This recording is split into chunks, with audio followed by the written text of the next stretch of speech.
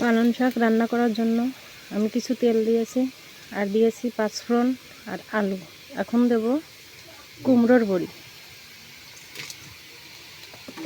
এটা হালকা একটু নেড়ে চেড়ে আমি পালং শাকগুলো দিয়ে দেব। এবার দেবো ঝাল। ঝাল দেওয়া শেষ।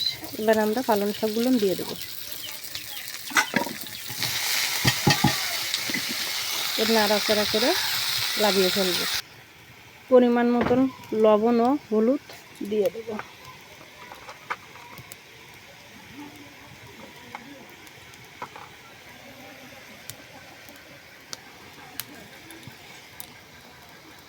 আমাদের ওটা হয়ে গেছে, আমরা ওটা লাগিয়ে ফেলেছি।